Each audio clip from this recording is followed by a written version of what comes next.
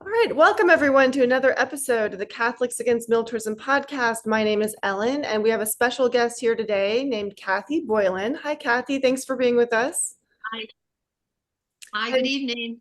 and Father McCarthy is going to be my co-interviewer, co-host with me tonight. Thank you for being here, Charlie. Sure. All right, so we're going to talk to Kathy today because Kathy is an 81-year-old, 81, Kathy? Yes, that's right. 81-year-old Catholic worker living in Washington, D.C., and something of an activist. And she has a very important message to send to Pope Francis himself. So we're going to talk about that message. But for any of our viewers who don't know, YouTube is kind of a younger audience. And I don't even know if a lot of our viewers even know what the Catholic worker is. So maybe it might be good to start there. You don't have to give us a complete history, obviously, but a little bit of background on what it means to be a Catholic worker. Well, there are two main thrusts of the Catholic worker offering doing the works of mercy. Here we do hospitality, mostly to families with children, and we have some refugee single people here also, and then the works of peace. And our efforts, we're kind of doing that every day, but on Monday mornings, we go to the Pentagon, which is nearby. We call that the center of war making on the planet, the Temple of Death. We go there every Monday morning, and I've been doing that I've been living here at the Dorothy Day House for 31 years. So, I mean, very faithfully, I have been at the Pentagon pleading for nonviolence, inviting the soldiers to think about putting their guns down and refusing to kill. Um, and And then so, we do do you this. actually encounter them? Do you actually speak Yes, with them? yes, they pass us as they go into the building. You know, Wow. so and there are more than 22,000 people who work at the Pentagon. We are only at one end where we're permitted to be. There's a protest area, but it's very close to one of the entrances. We're right there on the sidewalk at the Pentagon, Wow. and Do they ever stop to talk to you? yes, they do. Yes, and I've made some friends over the years too. People are always greet, and yeah, even with the MPs who are there and come by with their M16s and they're many times with dogs, who don't look very friendly, but I'm sure they are. Yeah, And so we've become, we're. I think, I hope we can invite everyone to a way of nonviolence and to see the insanity, the immorality of war preparations, and I think all of them respect us very much, actually. that's great. So yeah, and then we do the same at the White House on Friday afternoons, and we receive donations at the Catholic Worker, and so we have a little free store on Wednesday mornings. People come in and take whatever things they need, clothing or household items or food if we have it, and things like that. So that's Wednesday, and just generally, welcoming people all the time. uh, that's about and I've been here, as I said, 31 years. 31 years. Wow. Yeah. So, do you have to take like a vow or anything to join the Catholic worker? It's not like an official religious order. But is there any kind of commitment that you make, or can anyone just go Yes. and sit around for 30 years? Everyone's invited. Everyone's invited. Everyone's invited. Okay. Don't receive a salary. We well, I have Social Security now, but when I moved in, I didn't have that, and it's all just a small $20 stipend, $5 stipend. We don't even get that now, but we're it's a wonderful a wonderful way to live. That's all I can say. Meeting people from all over the world, people from Haiti and Ethiopia and Honduras. Right now we have people from we did Honduras, Ethiopia, and Haiti. So, of the 19 of us, where we represent many different countries throughout the world. I love the Catholic Worker, and I invite everyone to come by and come and see. And Yeah. where are you located in DC so we can It's stop by? 503 Rock Creek Church Road, Northwest, Washington, Okay. D.C. Yeah. Okay, wonderful. Well, thanks for everything that you do for the poor. And it sounds like immigrants, families, children. Right. In a way, most of the people, all of the people who come here are victims of war also, because they're victims of the misspent use of tax, the wealth of the nation. We spend it on war making instead of on housing and schools and jobs for people, jobs for life. Right. Right, We're all victims of war. Yeah. right, right. So what is the message that you're trying to get out right now with regard to what's happening in Gaza? Okay. Well, I'd like to say that I started trying to give this message last December. December 30th, I think, was the first email that I wrote to the Nuncio here in Washington D.C., asking him to ask the Pope to go to Gaza and be with the people who are being slaughtered. And then I wrote maybe five more times, six more times since then. I've never received a reply, but I offered to go with the Pope. I would go with the Pope. And now, just recently, I called a person in Pax Christi, a man named Jack Gilroy, who called other people. Father McCarthy is one, and shared this idea. But as I liken, everybody should know that Gaza is an open air concentration camp. It's an area 20 miles long, 5 miles wide. 2.2 million Palestinians lived there before we started to kill them, but they're in prison. They cannot leave. They're in a concentration camp. And I have compared, Pope Pius XII during the Nazi World War II, there were many concentration camps. Pope Pius XII should have, I think, gone to at least one of them. Sorry. And one of them, and cut a hole in the fence. Sorry, I'll have to put this away. Oh, I don't know how to turn it off. Oh, there we go. Sorry. that's okay. Okay. So that the Pope Pius XII should have gone to a concentration camp, cut a hole in the fence, and freed the people if he could do that, or just be with the victims. Offer himself. We are obligated to be with the least, and certainly the people of Palestine right now are the least of our brothers and sisters. They're being crucified.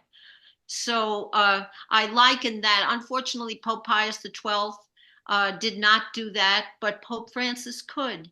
He could go into Gaza, either from now Israel's side. When I started it, Gaza, Egypt was still open. The entrance between Egypt and Gaza was still open.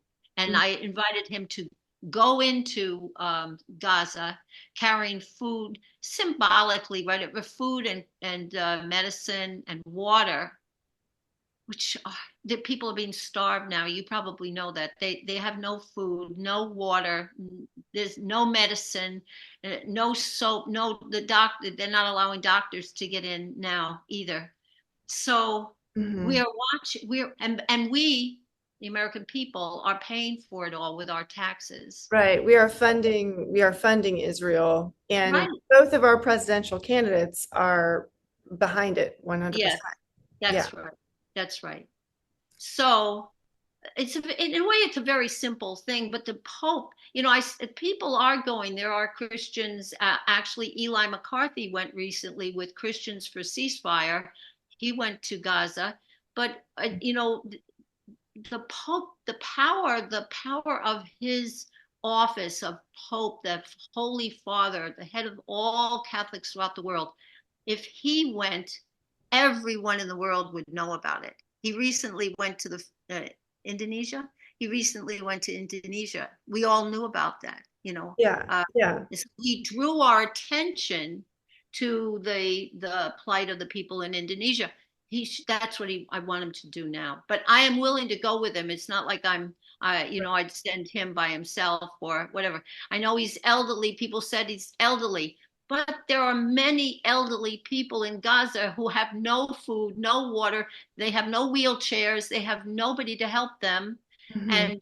And they're just, the Pope should go and be with all of those suffering people, the Yeah. children. There are many women giving birth in Gaza. More than 100 every single day are Mm, giving birth with no water, nothing to help them. So we mhm. have we have uh, a great sin. It's a great sin against the commandments of God, what's going on right now. And Mhm. again, we're paying for it. So we Right. have a great obligation. And I say, even to stop paying for it. Maybe people should not pay the taxes. Send your tax money to a school or a clinic or something that supports life. Don't give it to the federal government, because what they're doing is in complicity with genocide. We are Mhm. genocidally killing the people of Gaza. Mhm. So Right. Well, thank you for that strong statement. I mean, I almost just have nothing. It's hard to even know what to add, because you said it so well. Have you ever known of a pope to do anything like this before? Has this ever happened in history that you know of? I'm not, but maybe Charlie would not have an answer for that. Charlie, do you have an answer? Well, Saint Francis wasn't the Pope, but he went during the Crusades, right? And right, Charlie? And Hmm. he spoke to the person who they said was the enemy. He went to them unarmed. I mean, Ended up in his this, tent talking to him, I think. right, right. Okay. That's what the Pope could do. The Pope could do it. And Well, there was a pope way back in the first 500 years in Rome who went out to meet, right, a fully armed army that was the overwhelming power of Attila the Hun. And he just went out by himself to meet him and talk to him and prevented the invasion. Mhm. Really? I've never The heard that Pope, story. the Pope's symbolic power is way, way beyond how many how many infantry battalions he has. Mhm. And therefore, in many ways, symbolic power is part of what nonviolence is, using it in order to open people up to options, to insights, to what's going on, to alternative ways of responding. But no, there's the a pope has enormous symbolic power, and of course, in our world with the mass media and so forth, he could be the best known person in the world. And they Mhm. also, I mean, it's hard to imagine him being there and things carrying on like they Right. are. I mean, they would almost have to come to a stop. That's right. That's right. I completely agree with you. I said that they should, maybe the bombing would stop, the killing would stop, because, and I don't think he should just go in for, a few hours and visit. He should stay there. Right. Um, so yes, and Now, I don't. if you have an 81-year-old, if you have an 81-year-old great grandmother, an 87-year-old pope going in, I mean, even the Mossad would have a problem killing them, you know. But what it would say to the world is, um, these are mature, serious people, and look what they're doing in order to try to protect the people of Palestine. And if I may add, Ellen and Kathy, This just wouldn't be it would be primarily for the people of Palestine who are being decimated in this Pol Pot like Khmer Rouge genocide. But this is for the people of Israel too. Israel's soul is going. It's losing all contact with God. It's in a state of all, I guess I'd use the word diabolical schizophrenia. And that's a population, not an individual, not just Netanyahu. And so to go in there and to try to make a spiritual point that we're supposed to be caring for people, not killing people. We're supposed to be merciful, not merciless. And we're willing to risk going in there, Kathy and the Pope or whoever. And by golly, I think it could be an enormous way of communicating to get through what is the media lies and so forth and so on. Charlie, when you say, I get the diabolical part, but what do you mean by the schizophrenia part? What I mean is, we just recently passed Yom Kippur. Mm-hmm. Yom Kippur is the holiest day in the Jewish calendar. Yeah. Now, I tend to celebrate Yom Kippur. I was actually over in Jerusalem one Yom Kippur, way back in 89 or something, 88. But anyway, and the people take it very, very seriously. All Jews take it very seriously.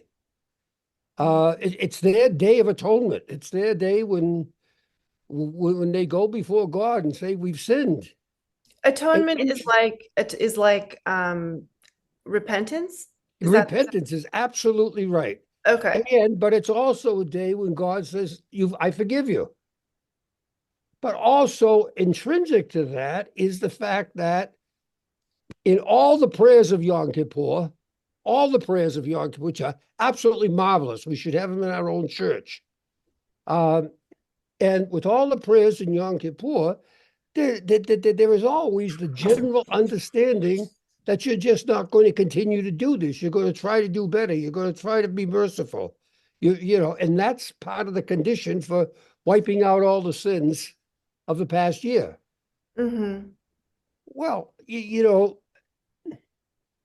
Yom Kippur just passed, and practically the entire nation of Israel celebrated it, and then they're right back at killing, destroying, maiming, starving other human beings, men, women, and children. Mm-hmm. This is schizophrenia. This is having one mind that you want to make believe you live in, and another mind that you're actually doing. Mm-hmm. And I should say, Ellen and Kathy, we have to be clear that Israel is not the only country that's doing, or the only religion that's doing this. Mm-hmm. Mm-hmm. Because every one of the people that dropped the bombs on Hiroshima and Nagasaki were Christian in some form.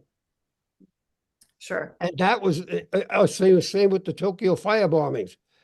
The point was they go to church and they go to worship services in the Baptist church and the Methodist church on Sunday, and they're out there killing people on Monday. Mm-hmm. And that is exactly what schizophrenia is. You're living in two minds. Mind that simply there's a cognitive dissonance, if I can use that phrase, between what you're thinking up here and how you're spending your life out there. Mm-hmm. And you don't see it. I mean, I swear to you, people don't see it. And I know that whether it's the Vietnam War or whether it's Iraq or whether the kids that went over there, the guys that went over there, the girls that went over there, women, when they're over there killing and doing all the preparations and everything required for killing in war, it's absolutely fine. It's utterly consistent with what's going on. And yeah, it's fine. Now, they may, when they come back, as we know from the suicide rates, they may see when they get out of that atmosphere this was a horror show for me. What I did was what was diabolical. Mhm. But whole societies can become just schizophrenic. They can become massive dissidents between what they're saying, thinking, and believing in themselves and what they're doing.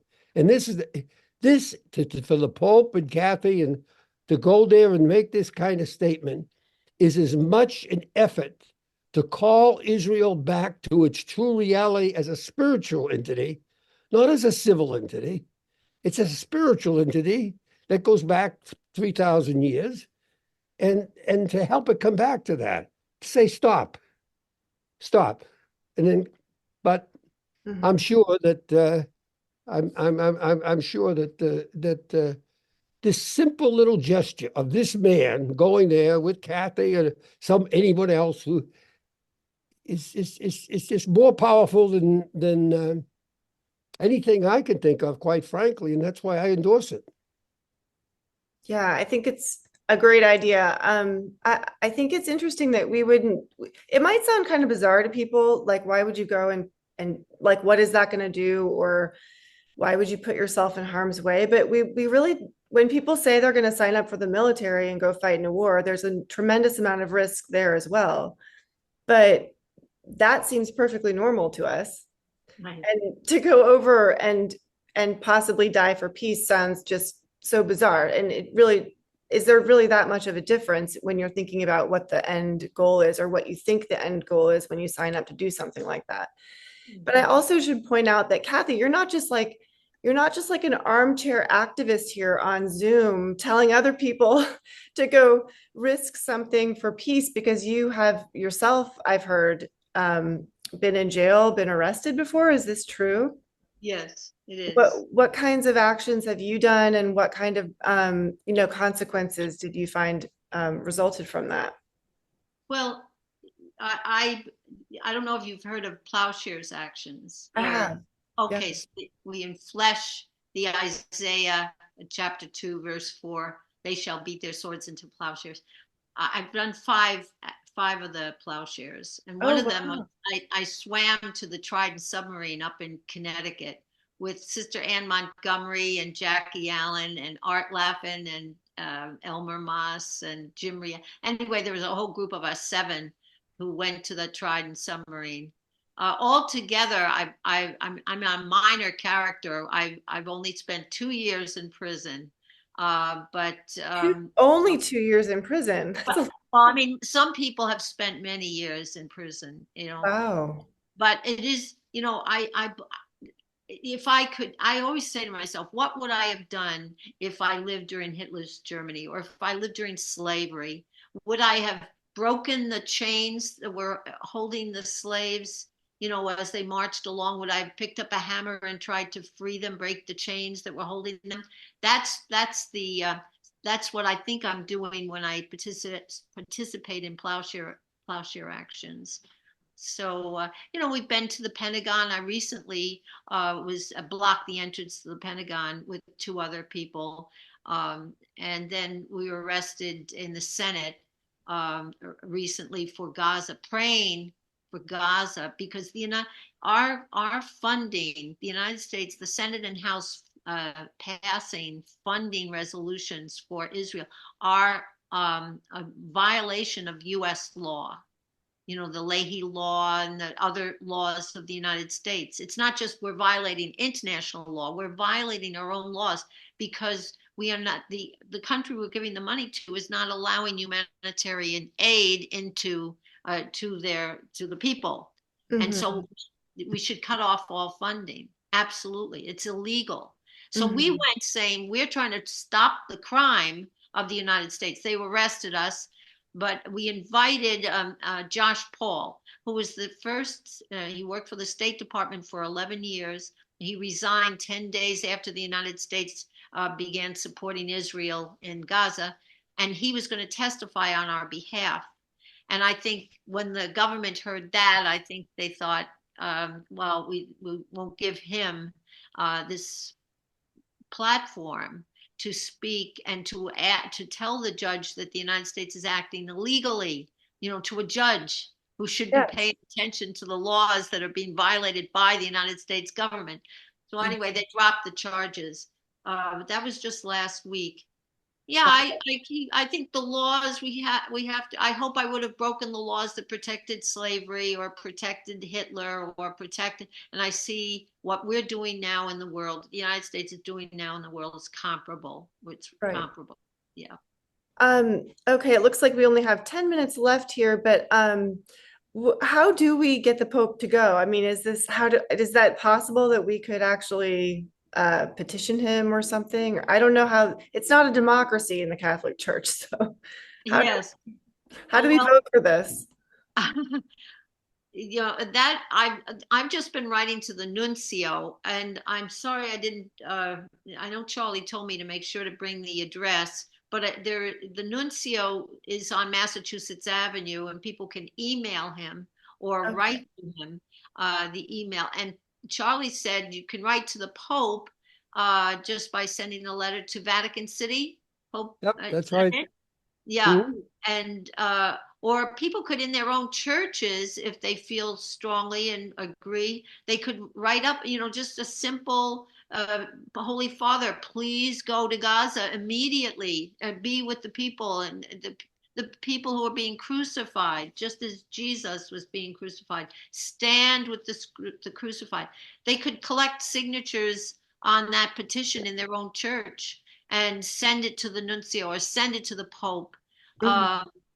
But I don't know how to. I don't. And the nuncio never has answered me. Maybe if you called the nuncio and asked, as someone doing Yeah. a podcast, what he thinks, has he even mentioned this to the Holy Father? Right. Yeah. Well, one of the things you have is that in a world where everyone is saying 2 and 2 is 7, it's critical that someone say 2 and 2 is 4 to keep the truth alive. Huh? And that's one of the things that's happening with this. The second thing is, this is not an attempt to embarrass the Pope. It's not an attempt to pressure him in any sense. It's an attempt to help him fulfill his Petrine ministry as Pope. Why? One of the titles he receives the day that he is made Pope is Servant of the Servants of God. Now, it's easy enough to say servant, everyone's a servant of God. No, that servant of God means servant of Yahweh. Servant of Yahweh is the suffering servant in Isaiah. It is the person that suffers on behalf of others, takes risk on behalf of others, and eventually, of course, he's killed in the book of Isaiah. Servant of Yahweh, Jesus as the suffering servant, is the first and primary identification that Jesus makes of himself in the Gospel of Matthew. He is the suffering servant. That happens when he comes out of the water when after John the Baptist baptizes him. That's the revelation. Okay, the Pope is to be the servant of suffering humanity.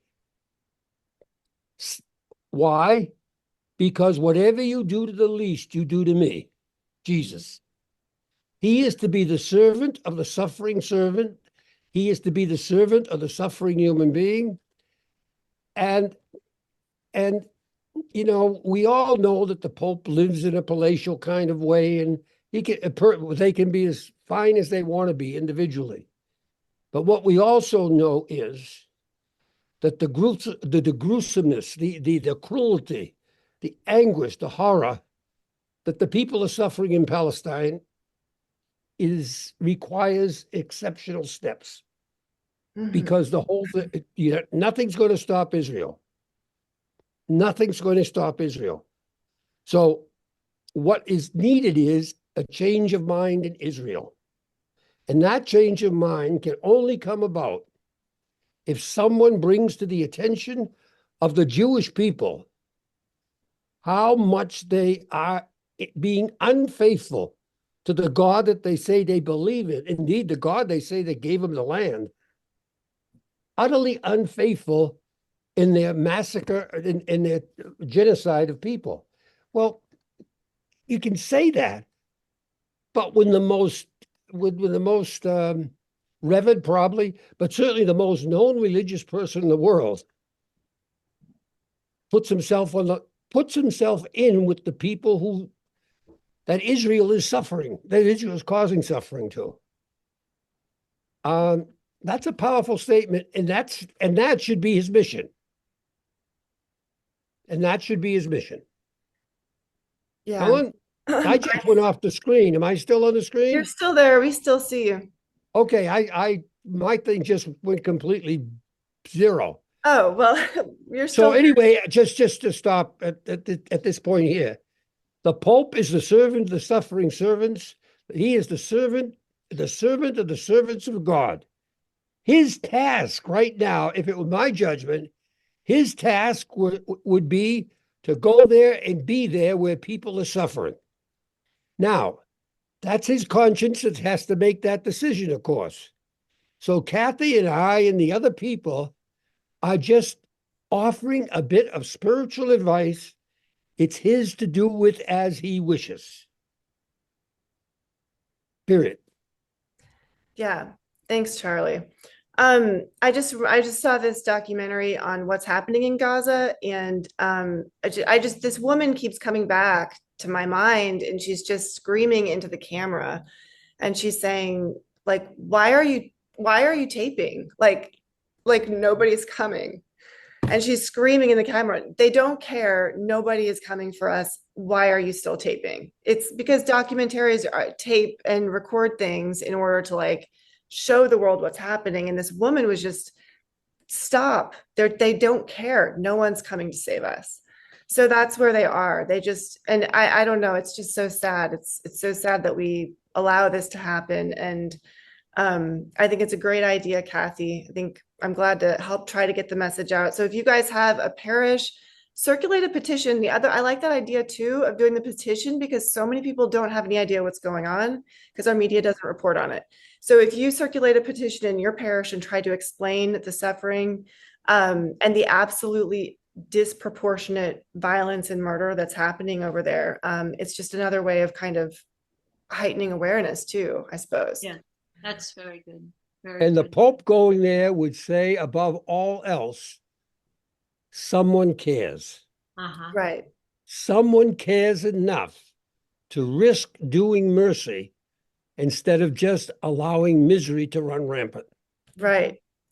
All right. Well, thank you so much for your time. If you guys are interested, the listeners, in the Plowshares movement, there's another episode with episode 9 is on the Kings Bay Plowshares action with, I think it was Martha Grady. No, Hennessy. Martha Hennessy and Claire Grady and Liz McAllister and Yes. Patrick O'Neill. Yeah, a whole group. Yes. Mark Covell and Father Steve Kelly. Yes, and they Carmen Trotta. Carmen Trotta. Carmen's in the interview too. Yeah, so that's a really good one if you want some more background on Plowshares. It's a long-standing decades Catholic activist going to nuclear power plants or the Pentagon or swimming out to the middle of where did you swim to, Kathy? To the Trident submarine in Connecticut, and the Thames River in Connecticut. Wow. Yeah. Well, thank you for everything you've done with the Catholic Worker, and thanks for helping to spread this message. All right. I hope you feel better. Thank you. Thank you, Charlie. Okay, yes. Kathy, good to hear you. Good to see you. Thanks, Charlie. All right. Good night. Okay, bye-bye.